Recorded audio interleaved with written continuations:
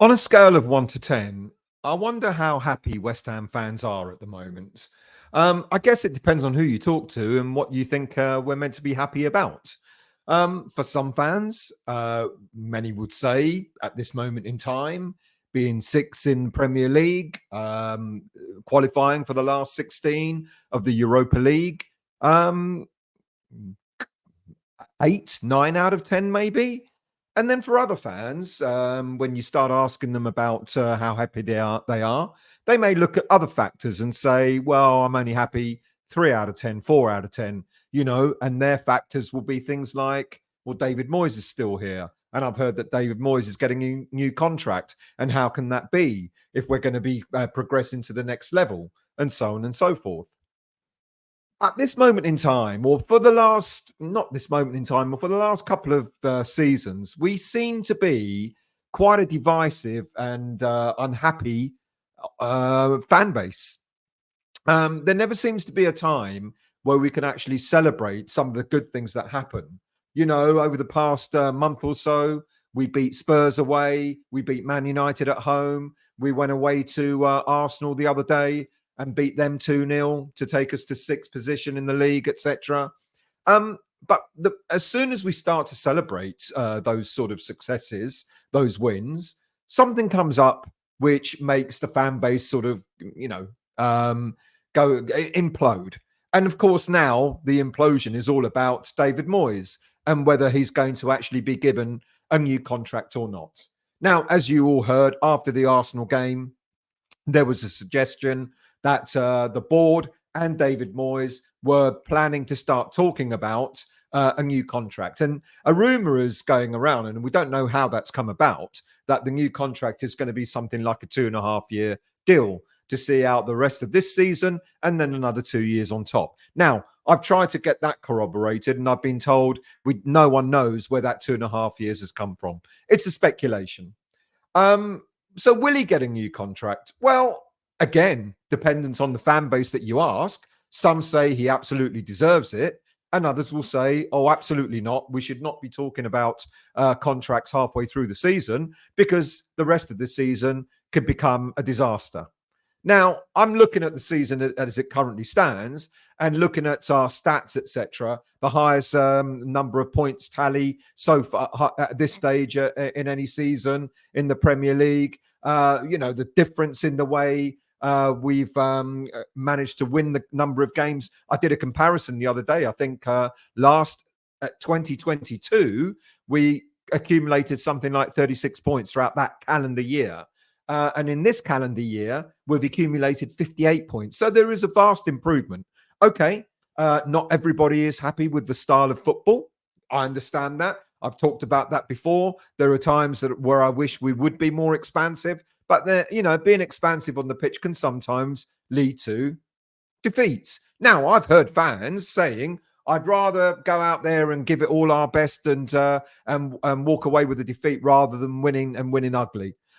I don't know about that, to be quite honest with you, because being at the games like, the Spurs game away, when we were 1-0 down, okay, we rode our luck. Spurs didn't score any more goals. They should have done. They should have been 3 or 4-0 up by half-time. They didn't take their chances. We came out there and gave them a game and we won. Bit of luck, who cares? We still won. Against Man United, okay, it wasn't a great game of football until maybe the last 20 minutes of the game. But again, we walked away with a win. Against Arsenal the other day, okay, a defensive masterclass. And we don't necessarily want West Ham United to absorb so much pressure. And I get that as well. But we still walked away with a 2-0 win. We should have won 3-0. It would have put the icing on the cake had Benrahma scored the penalty that Declan Rice kind of kindly gave us. But look, the point is, for me, and probably for a lot of fans, okay, sometimes the football's not great, but boy, oh boy, are we pulling out all the stops and getting the results that we want.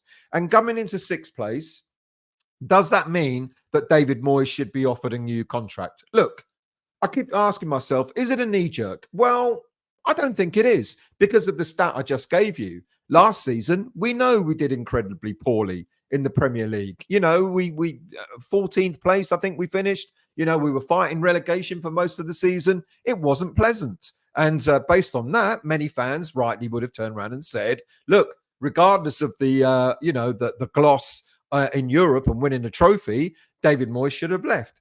But you look at now this season, not only are we still doing well in Europe, but we faltered a little bit, but we still got through. And the fact that we're sixth in the Premier League, okay, Liverpool was really annoying. I get that. Winning that quarter-final would have put us in the semi-final. But that aside, and of course, aside from the 5-0 drubbing at Fulham, we've done really well. So is it a knee-jerk? Well, no, because there has been vast improvement in our form, in our results between this season and last season, or if some other people want to put it, between 2022 and 2023. There has been improvement. And then people say, well, yeah, okay, fair enough, but this is as far as David Moyes can take us. Where do we want to go, and where do we think we should be as a football club?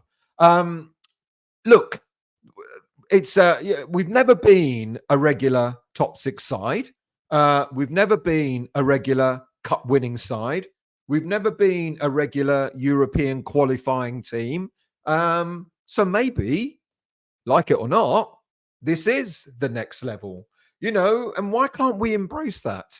How many seasons have we had false dawns where we've sort of, we've flattered to deceive, under Bilic, his first season was pretty okay. And then that kind of all went belly up. And Pellegrini, his first season was okay. And then that went belly up as well. So maybe with David Moyes, having now been here for 4 years and taken us into Europe for 3 of those 4 years, this is the next level, is it not? This isn't a David Moyes sort of like praising, just to praise him. But let's be realistic with ourselves. He's actually built a solid foundation for getting us to that next level. So why can't he now be the manager to actually take us and keep us at that next level? Look, when I look at it, the hard facts, and I look at what's happened with Moyes in the 4 years that he's been with us, he's had to get rid of a lot of dead wood. He's actually, the money that he spent a lot of money. I get that as well. But the money that he spent has been really almost just to make the first 11 better, let alone trying to make a whole squad better. And he's done that reasonably well. You look at what many people say, and they say this is the best squad that we've had for many a season. I'm not so sure about that. I think this is the best 11 that we've had for many a season, and a few more on top of that. But we still don't have enough resources. But even if we did, we're limited in what we spend in the transfer market because of financial fair play, etc. But now we're at the stage where we can move on from here by improving the squad, keeping the players that we've got, trying to persuade players like Paqueta maybe to sign a new long-term deal in the summer to go alongside the Bowen long-term deal. Kudus is here now. We've got Alvarez, etc. We've got a great foundation. Now maybe is the time to be pushing on. Okay, we need to get rid of a few players in the January transfer window in order to make room for players to come in. But surely now, we are, instead of looking to sell our best players like we had to do last season with Declan Rice, surely we're now in a position where we can start to look up even more, even in terms of the quality of the squad. We know there are players that are not performing or to anywhere near the levels that perhaps they should do. Yeah, and now's the opportunity to try and move them on in order to get better players, in order to compete alongside the likes of Kudus, Paqueta, Bowen, etc. Fight for a place in that first team. So David Moyes has got options, real options that he can trust from the bench. And when you do switch a player over, bring one player on and take one player off, the quality and the standard doesn't diminish.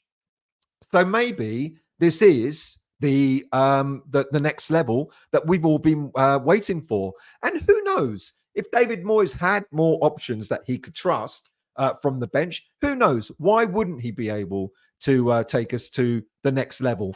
I don't know what the next level is. Top 4? Do we think that we're a football club that should be competing for top four? I'm not so sure, to be quite honest with you. I'd love it, and I'm not saying that we shouldn't be, but certainly competing for top six places on a regular basis, getting into Europe either through our position in the league or by winning trophies is, at this moment for West Ham United, the next level. So why not Moyes? Why should it not be Moyes? He has laid the foundation. He has actually built the side that we've currently got. Yes, of course, he's getting help. He's getting help from now Tim Steidten and the scouting network. That's what the scouting network and the technical director are there to do. They're there to help the manager to improve the team, to improve the squad. And where does Steidten come into all this? Because many people are now speculating, well, now that means that Tim Steidten's time's up. He's not going to be happy. He's going to want to move on. Well, is he? I mean, how do we know this? What makes us think that Steidten is going to walk away if David Moyes gets a new deal? I'm not so sure. People are saying, there was so much speculation in the summer. Even I fell into the trap, talking about, all the things that were going on in the background. Steidten and Moyes were not happy with each other, sort of arguments, disagreements, etc. You tell me a working relationship that is 100% in tandem. There are always going to be people that disagree, even at these levels. Now, what seems to have happened to me, and maybe to a lot of people, is that Steidten and Moyes are getting on. In fact, some of the recommendations that Steidten made in the summer transfer window have materialized. We've got the likes of Alvarez in, we've got the likes of Kudus, all apparently related to Steidten making those maneuvers for these players. We're building on that, aren't we? So why should it not work now? People are speculating about, well, when David Moyes, or if David Moyes gets given a new contract, he's going to have to change the way he manages. He's going to have to be more of a coach and not get involved in transfers and so on. I think that started back in the summer. I think David Moyes, of course, he wanted certain players that he thought was going to improve the squad, like Maguire, like James Ward-Prowse, etc. But also, he was willing to accept that there were other players that would have been capable of doing as good a job, if not better, than the ones that he thought. And we got Kudus in over the line. We got Alvarez in over the line. We got Mavropanos in over the line, who now that's been given a bit more regular game time is beginning to display a little more sort of balance in the way he's playing. And he can only improve, fingers crossed. So maybe there is a role for both men. There is a role for David Moyes, and there is a role for Tim Steidten to work side by side in order to continue improving the squad. And maybe this is what this project is all about, that apparently Jared Bowen alluded to when he signed his 6.5, 7-year deal.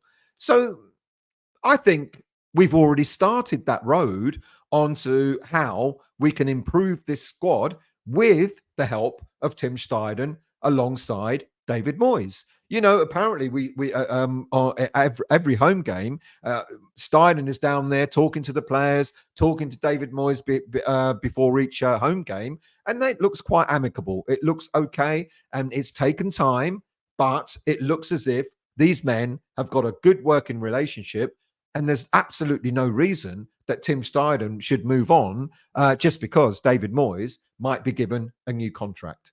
Now, apparently, there might be caveats involved in any contract that David Moyes agrees to. Things like having to step away from transfer deals and so on and so forth. Let's see, shall we?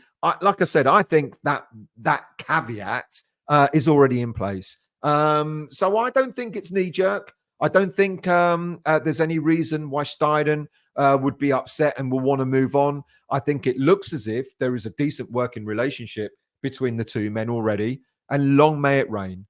Now, what do I think with regards to David Moyes being offered a new contract? You cannot argue with the success he's brought to West Ham United. You cannot argue with the stability that he's brought to West Ham United. Apart from last season where we did poorly in the league, he's delivered beyond any expectation. I'm not going to repeat, the sixth, the seventh in the league, the semi-final of the Europa League, winning the Europa Conference League, etc. It's there. It's there in black and white. History will show that he is one of the most successful, if not the successful manager at West Ham United, certainly in the Premier League era. Do I think he deserves it? And do I think he should be getting a new contract now? I think certainly negotiations should start. I think certainly we should be looking at discussing what he wants. What do we want and what does he want? I think if Moyes is talking about there's unfinished business here at West Ham United, then he's going to be willing to, I think he's already, when he took over, he said, I want to be in full control of everything. I need to sort this team out, etc. He's done that. He's done the stability.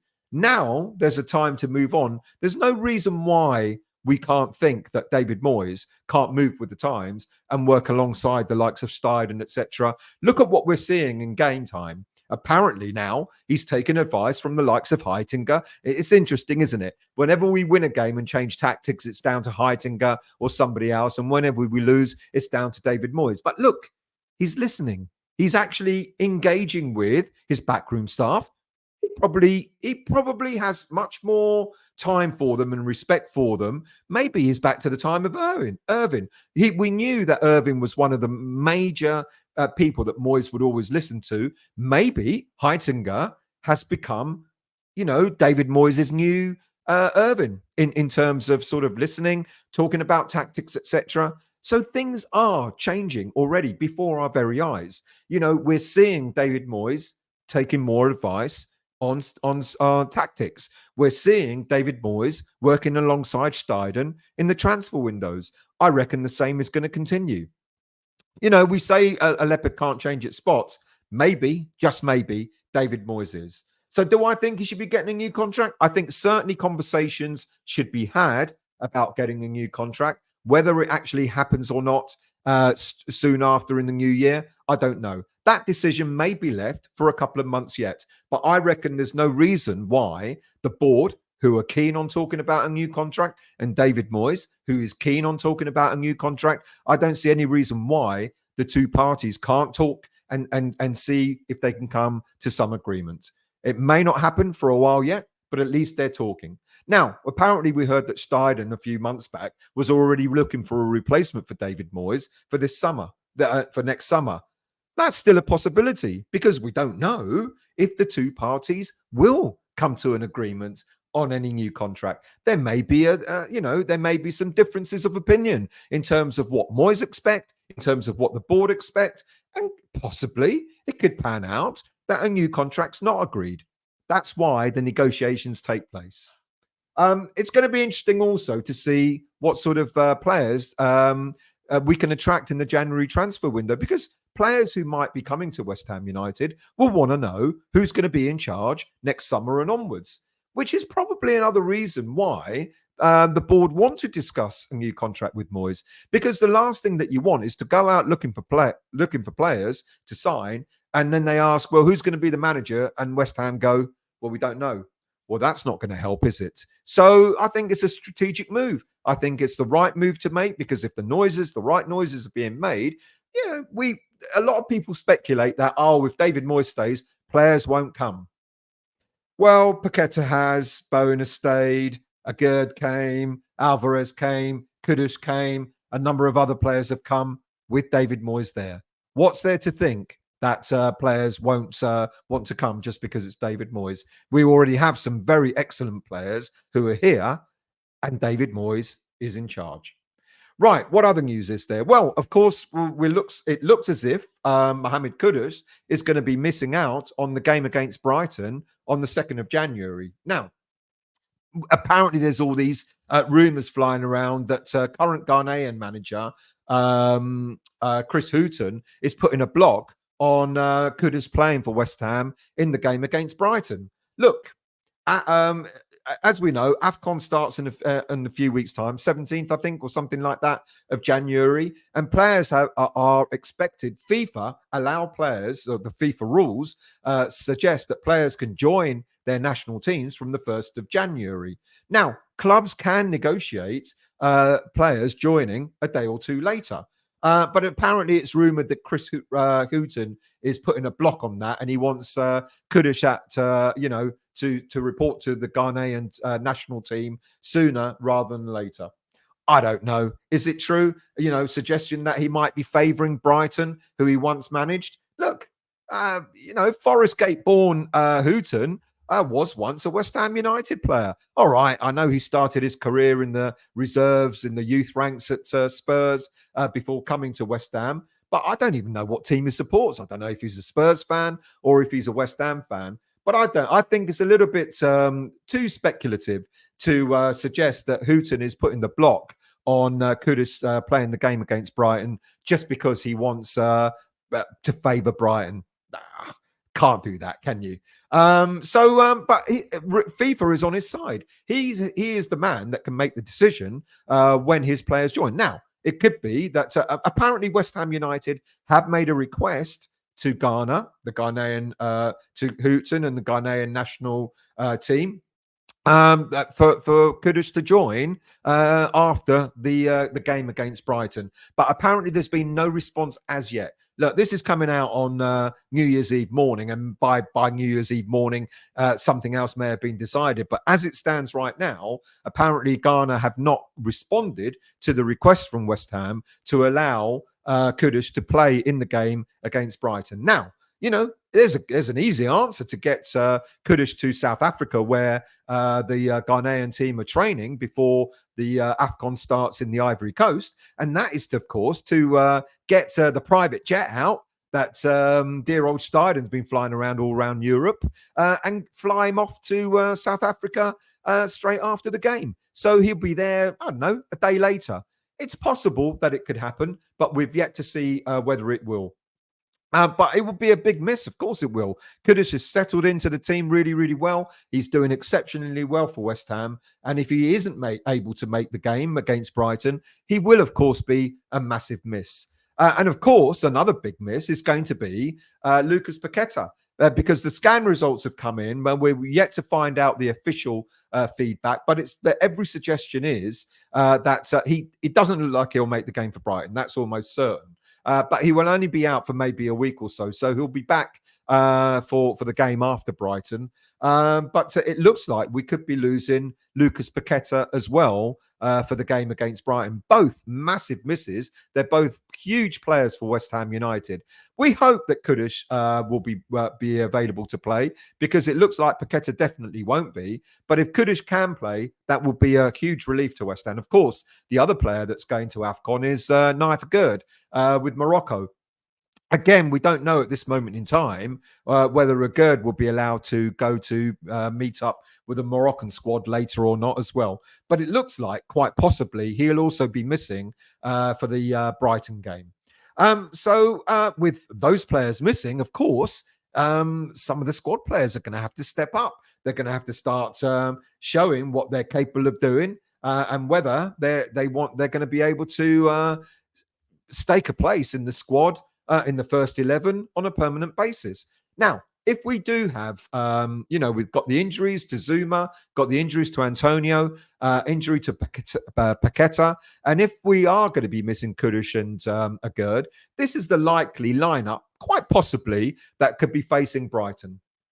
Areola in goal, Stufal, Mavropanos to keep his place, alongside King Oggy, who had an immense game against Arsenal the other night. I mean, honestly, I love Ogbonna, and I thought his days were numbered. But my word, did he put in a performance. Absolutely superb performance. Emerson on the left. And then in the middle, you'll have Alvarez. And then, the players that are likely to come in, if Kudus and Paqueta are missing, are obviously going to be Fornals and Benrahma, who will line up alongside Soucek and Ward-Prowse with Bowen up front. So that could be the lineup. That's almost definitely going to be the lineup. Now, we know that Benrahma and Maxwell Cornet have not been selected for their national teams, so they're going to be available. And I would imagine that, given what's been happening over the past few months, that, with players missing, it's going to be Fornals and Benrahma as the next potential replacements, with, of course, Cornet on the subs bench.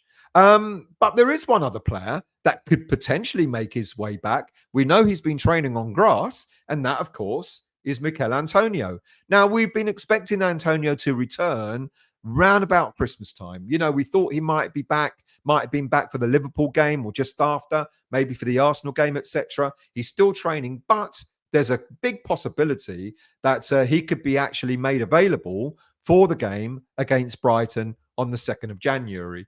And if that's the case, I've been pondering, who would sort of fall out between Fornals and Benrahma? Who would Antonio replace? And I think it would possibly be Benrahma. And for the main reason of Benrahma, when he came on against Arsenal the other day, didn't look good, to be quite honest with you. It took him quite a while to get into the game. He did finally settle, but it took him quite a long time. He gave the ball away quite a bit. So you could have something like this. Again, Areola in goal, Soufal, Mavropanos, Ogbonna, and Emerson in defence, with Alvarez as the one in front of the defence, and then Bowen switching out onto the right with Souček, Ward-Prowse, Fornals out on the left, and possibly Antonio up front. It's a possibility. We've been told that he should be back imminently. If there's nothing else that we've got to worry about, then I guess he will be back for the Brighton game. Now, that leads me to think, well, we need to do something in the transfer window, don't we? We know that there are going to be a number of players that could be leaving West Ham. It's already been spoken about several times. We know that Kehrer wants to return to Germany, and it's quite likely that an offer will be made for him at the very start of the transfer window. We'll find that out in a couple of days because the transfer window opens on the 1st of January. Benrahma is a player that could be leaving as well in this transfer window. I know there are other players that maybe a lot of fans would like to see move on, like Danny Ings, like Cornet, etc.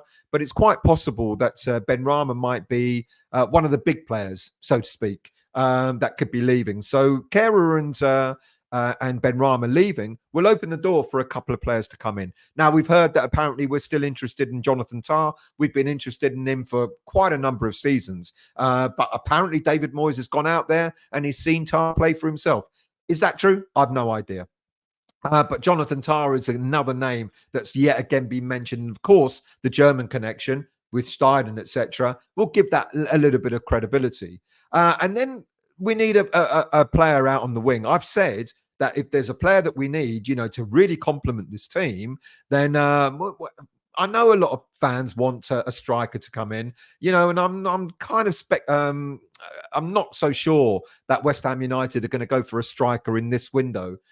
Summertime, different. But in this window, I think it's going to be a left-sided attacking player. Jadon Sancho's been mentioned. I doubt that very much. 250 grand a week. I don't think unless Man United are willing to subsidise some of his salary, I'm not sure that'll happen. But there's a possibility if Benrahma is about to leave. I know we're going to lose Fornals in the summer, and Fornals has been played out on the left. It's not his natural position. So in the summertime, Fornals will go. I reckon it's quite possible that if Benrahma doesn't leave in January, he'll be leaving in the summer as well. So I think Steidten is looking out for a left-sided attacking player, and I think that would compensate for us not buying a striker. I do think we need a striker, but I don't think we're necessarily going to get one in January.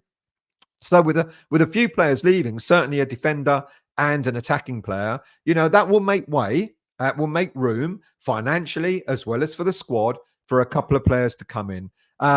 Jonathan Tah, let's see what happens. And a left-sided attacking player could be an almost certainty. That's it from me. Thank you all for watching. Thank you all for your support throughout the 2023. It's been immense. I'm really, really appreciative. Showing from the number of subscribers I've got now, I think 5,000, nearly 400, something like that, which is absolutely immense. I'm absolutely overwhelmed by that. So thank you all for your support in 2023. Let's look forward to 2024. It's going to be a massive year for West Ham, isn't it? Come on, people. It will be. You've got to be confident. You've got to look at things and think to yourself, this ain't bad. All right, the football isn't always great. It's not always entertaining, but boy, oh boy, it's a bit of a joyride, isn't it? Especially when we get the win like we did against Arsenal. I was, you saw from my 3-minute review when I came out of the stadium how happy I was. It was just unbelievable, unbelievable. And we've had quite a few of those moments throughout this season. Earlier on in the season, again, away to Brighton, we beat Chelsea, we beat Man United, we beat Arsenal twice, we beat Spurs. What's there to complain about?